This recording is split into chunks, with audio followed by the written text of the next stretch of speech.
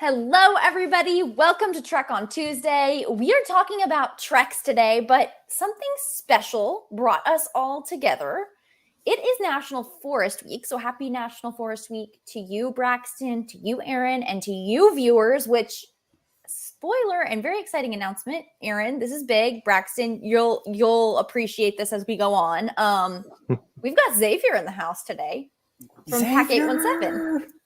And amazingly, by what Xavier just did, commenting and saying hello, he is now entered to win a prize. Gina, it's a big day today. Yeah, we are giving away a backpack today. We're talking about forests. We're talking about ATVs. We're talking about Polaris. We're talking about contests. It's all going to be covered today. We've got a lot of ground to cover, kind of like they cover the ground they cover at the ATV Experience at the summit, which is why our new best friend. King of segues. Did you like that? On the other side of the screen, we have Braxton. Braxton is coming to us live from the summit right now. Look at that Wi-Fi. It's amazing. How are you doing, sir? I'm doing fantastic. It's good to be speaking with all of you today. And we have to acknowledge the summit's a little bit busy right now. There's kind of like else going on. Yeah, we just have a little thing called this National Scout Jamboree. You know, we do it every 4 years. No biggie. So yeah, no biggie. But you made time out of your schedule today to talk National Forest Week because it's just so important. Everybody at home, leave a comment. Let us know what's your favorite way to see the forest. Just leave a comment and you'll be entering for a chance to win a backpack today. But we want to talk a little bit with Braxton about seeing the forest in a way I've never done it, but I have heard from many. It's the best way to see, surroundings like the beautiful forest at the summit. We're talking about, should we say it together, Aaron? Yes, we should. 3 little letters. 1, 2, 3. ATV. Yes, the summit has an ATV experience thanks to our good friends at Polaris, and Braxton, humble brag, got to lead a couple of those treks. He said he was just on an ATV with some scouts just a few weeks ago. Start us off, Braxton, with just kind of a general overview of the program. How does it work? What do folks need to know? Yeah, well, I'd say the ATV program is truly one of those like transformational experiences simply because you get to do something that you never get to do at home. I mean, the majority of people that come here never get to get on an ATV to begin with. And then even when they start, they get to do over, 60 to 70 miles of ATV trekking and driving all across our property and all of our trails that we have. But like when you first get here, we don't just throw you on an ATV and make sure that, okay, go have a helmet and go have fun. No, we start you with a actual ASI, or it's the ATV Safety Institute course. And you actually get credentialed. You get a rider card that's good internationally, not just, for the state or even for the program. It is a international recognized credential. So we get you set up with that. Then you get off and do the fun stuff and do all the treks. Like I said, 50, 60, some treks even hit 70 to 80 miles, depending on their skill level and the trails that we have available at the time. And then we got some cute surprises in there from time to time. You touched on the big zip. You might get a steak dinner. You might be able to go on a river raft trek or an aquatics experience at the end. But truly, I mean, the most of the experience is on that ATV. And I tell you, like when I'm in an ATV, you have that helmet on, you have the machine under you humming, and you're just in your moment, you're in your element, and you get to think about yourself. You get to think about this awesome experience and truly just have a transformational time. Very cool. Quick shout out to Troop 177. They're a girls troop in Decatur, Georgia. Cool. Bill is saying happy National Forest Week. That's exactly there you go. Thank you. Yes, Bill, good job. We've got a lot of comments rolling in. And honestly, that makes a lot of sense because today, if you comment, you are entering for a chance to win a backpack. It's the Forest Day, but you're getting the gifts. That's all you have to do. And Gina suggested earlier, you could comment with your favorite way to explore forest, which, it's just another way of saying the backcountry, right? What is your favorite way to explore that area? or if you have a specific question for Braxton here, you can do that. He's going to be with us for another 15, 20 minutes or so to talk about the ATV Summit experience at the Summit Bechtel Reserve. I want to just give a little bit of background information, if I could, real quick. Gina, is now an okay time to get into the fact that our friends at Polaris, one of the leading manufacturers of off-road vehicles, we partnered up with them in 2014. I can't believe it's been that long. I remember when we entered that partnership, it seems like it was yesterday. It was actually 2014. We partnered with them because they provide top-of-the-line ATV equipment. They have a very, very strong emphasis on ATV safety, as you heard Braxton just mention there before. And they also have a commitment to sustainability, which kind of leads us into National Forest Week and how you protect and conserve our natural resources. Just as an FYI, you can ride ATVs at places other than the summit. That link below will take you there to a scout camp near you where they have an ATV program. Not every single scout camp runs an ATV program. The reason why is it's a specialized program. It requires specialized training and instructors like Braxton to safely take scouts and adults out into the forest. Yeah, it's hard for us to mention ATVs without mentioning Polaris. It's just so integral to our programs. And when you find an ATV track near you, that is going to be part of that partnership we have with Polaris. So it's top-notch training, world-class training. You definitely, please let us know if you've checked out an ATV program near you at a camp, maybe that you commuted to. But I've got a question for you, Braxton. What's the difference between maybe the experience you'd have at the Summit Bechtel Reserve ATV program versus programs at other local councils? Yeah, one of the big things. Yeah, that's news to me. Yeah, so don't tell too many people; it's a secret. So the biggest thing with us is that we get so much time on an ATV. So we design our ATV to be a whole week experience versus maybe a day experience or just a couple days. So most council camps. I mean, the most important thing that we do is that ASI, the ATV Safety Institute training. And that's what we do for that first day pretty much the whole time. And that's what a lot of council camps do. It's part of the curriculum, it's part of the whole experience. Some programs, they might spend a couple days later or you have an overnighter with an ATV. But our program truly is a week-long experience. And you'll even see with the photos that you have there, like it truly is like that. It is mudding, it is in the trails, you are getting dirty. I mean, every time that I got back to my, tent or home after the treks, like you're covered in mud and drenched and sweat, and then it's all dried off and you get mud and drenched and sweat again. So that truly is a little bit different for us, is that we have that West Virginia weather that just makes it that much more fun. Yeah, I think you hit the nail on the head. It's the location. I mean, it's certainly the duration and the personnel, but location, big time at the summit. We're getting some great comments. People are letting us know which ways they like to enjoy the forest. Xavier says he likes to do hikes and clean up the area of any trash. That's how he likes to experience the forest. Love that. Kristen has a quick question for you, Braxton. What age do you have to be to ride an ATV? Specifically at the summit, let's say. Yeah, so we have a 14 is the minimum age requirements to start this trek, to start this experience. And then it depends on your machines, and you learn this in your courses. The machines are regulated for ages. So some machines are going to be your 14 and plus, like your junior machines. And then we'll have some machines as well that are only for 16 and plus. And typically just depends on the availability and what's there to ride. And a quick reminder, all of you who are commenting, keep those comments coming. Every time you comment, you are entered for a chance to win a backpack from Polaris. And by the way, a little tease here, stay tuned. If you don't win the backpack, there might be other opportunities for you to win. I'm just saying there's this little thing called a Helmet Hair Don't Care contest. We're going to talk about that in a little bit too. Braxton mentioned it earlier. You do wear a helmet when you're riding ATVs, and that can produce some interesting hairstyles. But you know what? Helmet hair don't care. We don't even care. We're going to talk about that a little bit more. Braxton, another quick question for you. These are machines, these ATVs. Like any machine, it requires, I believe, some kind of care, some kind of maintenance. Is that something you guys get into with participants? Definitely, yeah. We want our machines to hump. They have to the purr under us type of thing. However, we try to hold off about a 2-hour, 1-hour session with our on-site mechanic who does all the ATV work, as well as all the vehicles on property. But he actually sits down with us, talks about, the carburetor machines, the shifting mechanisms, way to maintain your batteries. And he'll get into those details so that you can be a safe driver when you go back home, because his ultimate goal and our ultimate goal is that while you have fun here, that if you go back home and do it the right way, do it the fun way. Awesome. Yeah, that makes a lot of sense. That's very cool. Aaron just teased this a second ago.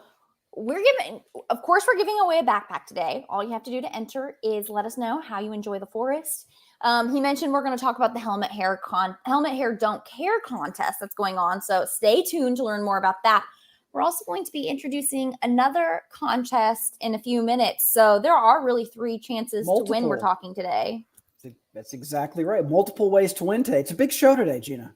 Yes, and all you have to do is comment. We're asking you to comment with your favorite way to enjoy the forest. And why forests, Aaron? I don't know why, Gina. I don't know, Aaron. Oh, why? I thought this was a joke. Just kidding. No, it's not a joke. It's serious. It is National Forest Week. Thank you. And it's only Tuesday, so there are a few days left in this week to go. We got kind of a funny question a minute ago. I think it was Omid saying, like, from what age to what age can you ride ATVs? I'm going to guess you can ride them until you. Can someone as old as me ride an ATV, Braxton? Oh, we have it for all ages, Aaron. Yes, we definitely want everyone to get it on an ATV as much as possible. The only requirements truly is to get through that training course, which is a series of obstacles and different movements. As long as you can ride it effectively with the proper operations that we need, so leaning and shifting that weight and all that, then you are good to go. We do not have an age requirement. We just have the abilities requirement. You got to be able to perform on the ATV. Kristen is asking, what's the closest camp where they offer ATVs? We've got a link for you, Kristen. We've got a link for you. Mm-hmm. We're putting this link up. You go here, and then you put your zip code in, and you can find out not just what's near Georgia, but what's closest to you or any other zip code you would like to put in. Ed's favorite way to enjoy the forest is hiking. We got another vote for hiking. Kristen likes looking for wildlife.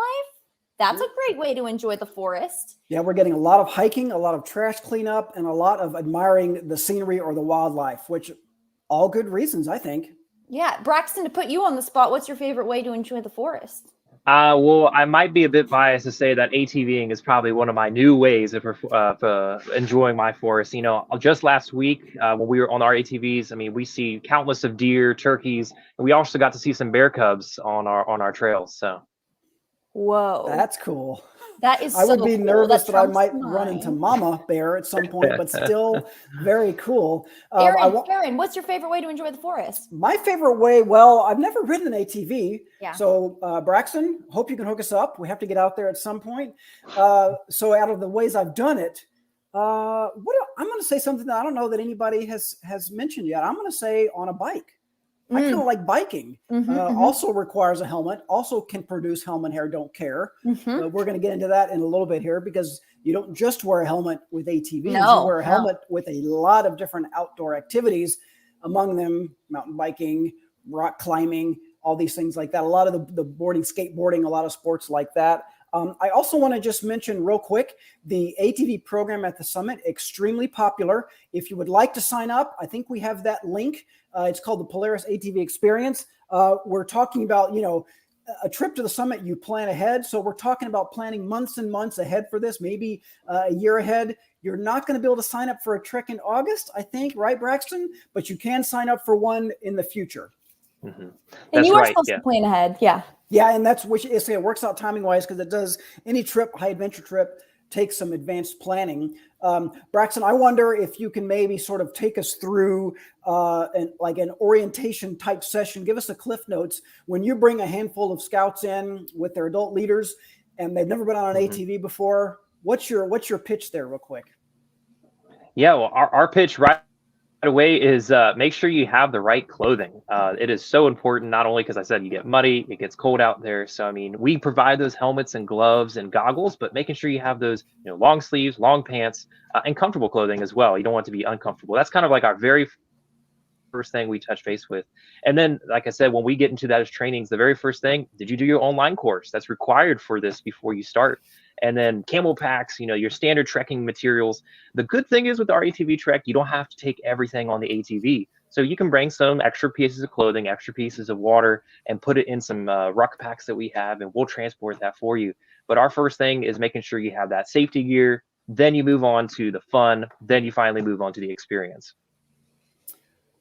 Very cool. You are inspiring our audience. They want to experience the forest in a variety of ways. ATV is making an appearance quite a bit in the comments. People are also mentioning camping, hiking. I'm seeing jeeping. Interesting. That's cool. Aaron, you also inspired a few people. I'm now seeing an uptick in people saying biking. Thank and you. I got to give a shout out to everybody who says they bring a trash bag and clean up as they go. Good job. That's great. And clean up after yourself. This is excellent stuff. I want to mention something real quick, and a reminder, keep those comments coming for a chance to win. I want to talk about something real quick. Another thing that Polaris and the BSA have in common, I mentioned this a second earlier, is the idea of conservation. And there's this thing called tread lightly, which maybe kind of sounds counterintuitive because an ATV is not light, it's heavy, but there is a way that you can execute an ATV program and still tread lightly. I just want to maybe touch on a few points of that real quick, if I could, Gina and Braxton. The tread lightly principles include things like traveling responsibly, staying on designated roads. Correct me if I'm wrong, Braxton. You can't just drive an ATV anywhere on the summit, right? No, you cannot. Not at all. There are specific trails that are designed for ATVs, specific areas that are designed for ATVs. And by just using those areas, we reduce our impact on the overall environment very much. Among other principles of treading lightly, Gina and Braxton, respecting the rights of others. I'm sure that you talk about that, Braxton, when you're instructing your drivers, should you come across other folks or even just other drivers in your own group, right? You respect their rights. You have to be educated. You have to educate yourself on the area that you're going to. Another thing that Braxton and his team focus on in their training. And then, of course, avoiding sensitive areas. This kind of goes along the same right of traveling responsibly.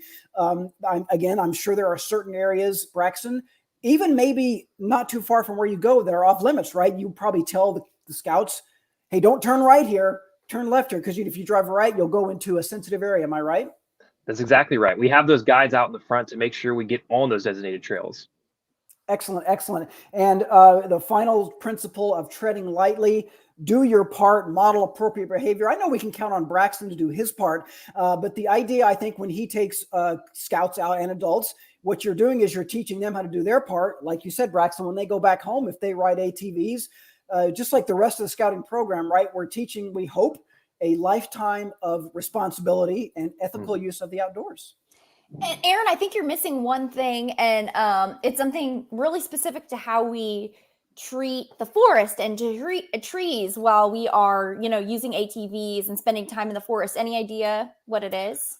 No, Gina, I don't have an idea what it is. Let me know. It is that you never want to tell a tree a joke because it'll be stumped.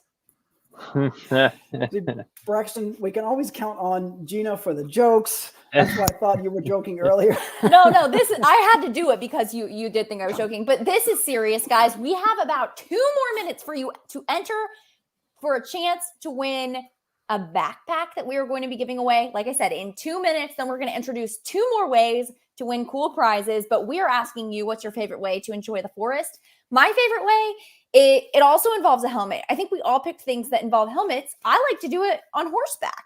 Oh, Gina, that's great. Yeah. Yes, that's brilliant. Yeah, I did a horseback trek with some scouts one time, and it was awesome.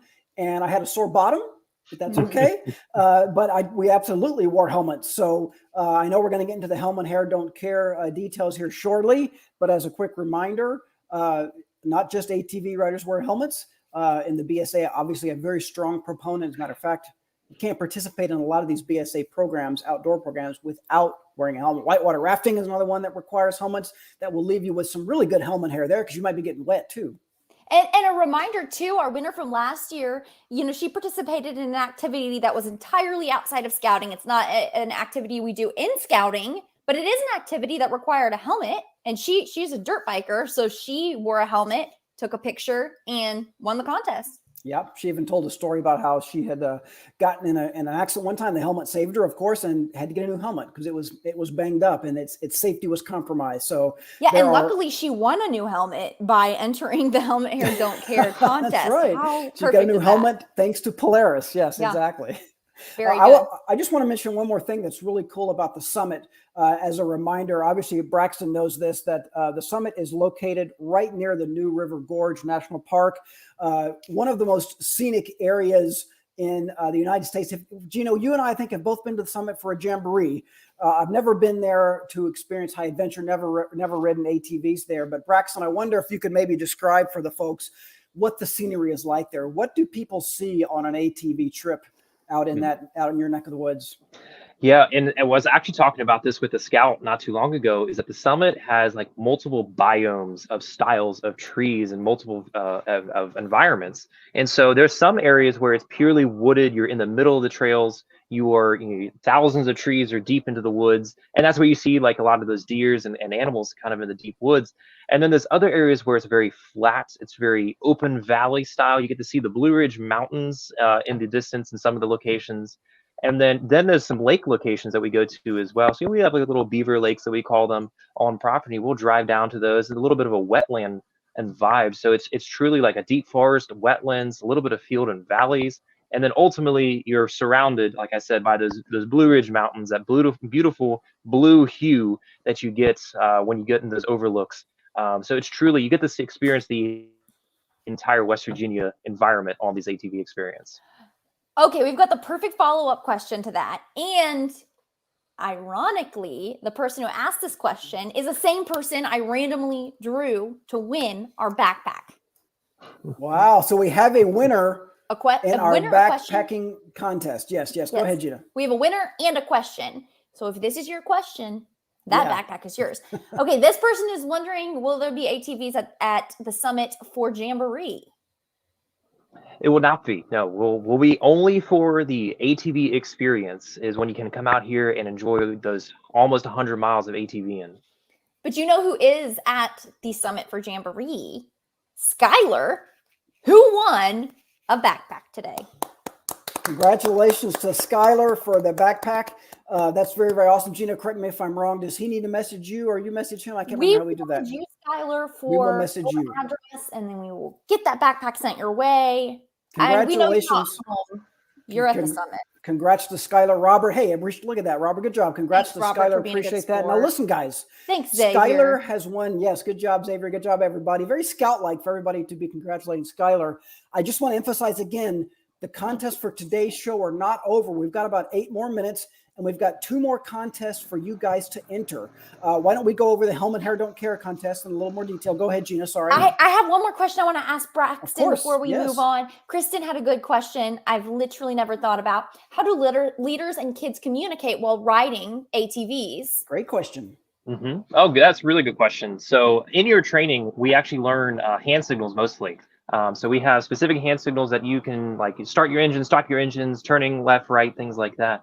But it truly, we teach a thing called SIPD, which is basically scanning your environment and watching for the people in front of you. So as I mentioned earlier, like you're in your moment, you're in your environment, that helmet's on you, and you just have your thoughts and you're watching the person in front of you, making sure you're driving safely, and you don't communicate verbally through the actual driving portions. But apart from hand signals and things like that, it is truly your own experience in your own little world. Cool. I do it. Oh gosh, yes. That sounds incredibly fun. I want to go over real quick the hashtag Helmet Hair Don't Care photo contest that all of you, including Skylar, even though you've already won, that doesn't mean you can't also enter the hashtag Helmet Hair Don't Care photo contest. The way it works, guys, is we want to see how you protect your head, not your hair. Your hair is not always going to be as perfectly styled as like mine is right now. Sometimes when you put on a helmet, it's going to get a little bit messed up. That's the whole point. And that's why we want to see your helmet hair. You can do it by posting photos of your helmet hair to using the hashtag Helmet Hair Don't Care, all one word, Helmet Hair Don't Care hashtag. You'll be entered into a contest to win some awesome prizes from Polaris. As Gina mentioned, last year's winner got a new helmet, which she needed because her old helmet had gotten busted up, so she needed a new helmet, so it worked out perfectly. Yes, if you're not into posting on social media as well, you can head to that URL at the bottom of the screen. That's an alternative way to enter the Helmet Hair Don't Care photo contest. I think we saw a picture that Aaron had submitted for the contest, and I'll tell you, he did not care what his hair looked like. He did not care at all.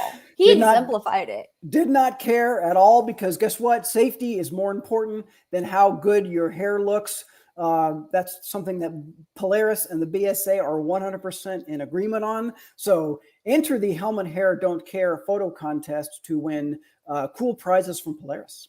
Yeah, there's some kind of, I don't know how we've never talked about it before, but for some reason there's a stigma around wearing helmets or something. Like sometimes kids just don't want to wear helmets, and there's no reason for that. It's not uncool to wear a helmet. It is cool. You can win stuff and you can save your brain. I would say it's a win-win. Okay, Now, here's look some at, great look at these hair. helmet hairs. Yeah. This is one of my favorites. Oh no, bad. That's actually my favorite right there. I don't know, Braxton, if you recognize that It's guy like right a there. model But, pose. well, look how much I'm in love with my Emma, though. That's a much better photo right there. No, it's good, Aaron. I'm really glad you participated. And as Aaron pointed out too, that you can enter all the contests we're talking about today. Let's say you commented along with the show, you can still enter Helmet Hair Don't Care. This contest is run by Polaris. There's no conflict of interest. So go ahead, enter that contest. Aaron, there's another contest too, right? There is another contest also being operated by friends of the BSA, so you can feel free to enter. It is endorsed by the BSA and by our friends at Polaris. It's run by the National Forest Foundation. They're the ones that really promote National Forest Week, which we're celebrating this week. It's called the National Forest Week Photo Contest. This, by the way, is the 5th annual National Forest Week. You know, we've been doing this for 5 years now. They're sponsoring a week-long photo contest, and the theme is forest mode. A lot of you guys have been submitting or talking about ways that you like to explore the forest. To enter the National Forest Week photo contest, you just need to send them a photo of yourself or your buddies or your friends or your scout troop exploring the forest. They take lots of different photos. It can be landscape, it can be recreational photos submitted by youth. Just go for it, guys. Submit some photos. Honestly, there's some helmet hair pictures that There could are. probably be used for both. I bet that's allowed. Yeah, there's no rule that says you can't submit photos for both contests. Great point, Gina. Thank you. I would think. I don't know. We have something really special to close out the show, but before we roll into that, Braxton, is there anything else you want to tell our audience about ATVs, the forest, Jamboree, the summit, anything? Well, the main thing I could say is that with all these programs, you know, just outdoors with the scouts, whether what it be is get outside, enjoy those forests, enjoy it doing it on a machine, on a bike, with your own 2 feet, or even on a boat. Everything that we do in scouting and the summit and overall is just about enjoying yourself, having those wonderful transformational experiences in different styles, and there's always something for everyone. So I encourage everyone to get out there. That made me think. Okay, so let's say I'm a mom, a dad, we've got a 3-year-old, we've got a son who's in scouts, and we have a 13-year-old daughter who's not in scouts. We can't visit the summit. If only there was a program for I don't them, think, right? Man, it is just fantastic that the BSA has the Family Adventure Camp programs. So not just at the summit, but also Philmont and Sea Base. You can go to different key locations across the country and just take your families, whether they have to be the Cub Scouts scouting program kids or kids that aren't even in scouting. Maybe they're your siblings or cousins or aunts that didn't quite get into scouts, and you want to bring them out here and show them what we do. And this is a great place to do that. And one of the coolest things, I mean, for me, I think, you know, one of the deal breakers for some folks when they think of high adventure camps, they think about backpacking in a tent, a long way away from civilization. Family Adventure Camp offers options for lodging. Correct me if I'm wrong. Air conditioning, I think, right? Yeah, so we have a few different ones. So we have our deluxe tents, our luxury tents. It's got a queen size bed with twin size beds in it. So you can fit up to a family of 6. But we also have a hotel on property. We have bunk rooms on property. So if you want that air conditioning, you want a little bit more luxury, or if you want to go into more glamping style, we got all 3 options for you. Did you see Gina's face when you said hotel? She really I'm shocked. I didn't know that. Yes, Gina, they have a hotel. Yes. No one told me that when I was in a tent out there. Yeah, it's not for you. It's only for VIPs like Braxton and myself. Great show today, Gina. Absolutely. If you are at home are fired up, hopefully you've taken notes or can rewind after the show is live to see a few ways that you can enter some various contests we've got going on. But if you're not fired up, get ready to be. We've got a really cool video to close out today's show. Stick around, check it out, see some ATVs in action. Thanks, Braxton, for joining us. We appreciate it. We'll see everybody next week. And in the meantime, don't leave yet because we're going to roll tape on our very cool exclusive ATV Summit Experience video. Bye, everybody. I didn't expect to have this much fun getting muddy, dirty, not showering for a couple days. Going through the mud. And he says, well, you're about to get real muddy. The mud trails, those are a beast. He got muddy. You're having fun and you're able to get insanely dirty. I thought it was going to be super risky and dangerous, but as it turns out, it's not really that dangerous. You just got to make sure you're doing what you need to do. It gets their interest. They want to participate.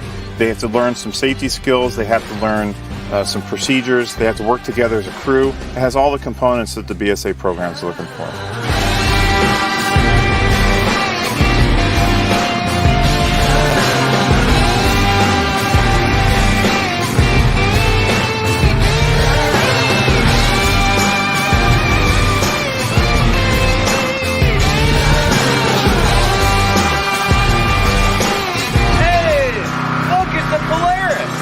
The very welcoming and friendly atmosphere of all of the staff is a very welcoming thing. There is a whole lot that Summit has to offer to everyone that comes here. Many times a trek is just isolated to the specific event that you're there to do. With all the other activities open to you, you can pick and choose and kind of tailor what you want to do and what fits the character of your crew, what fits the character of your troop. But it has a lot of activity in a very concentrated area.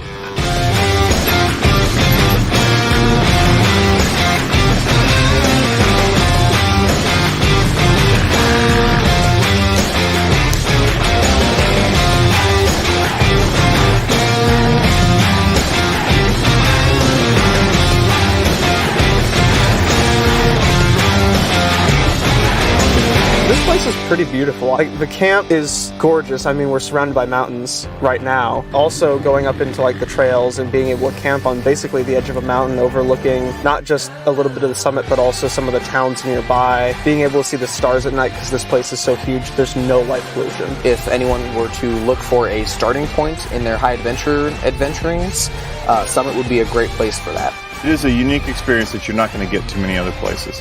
But I had a blast. I got super dirty, and I've got a couple fun stories from it.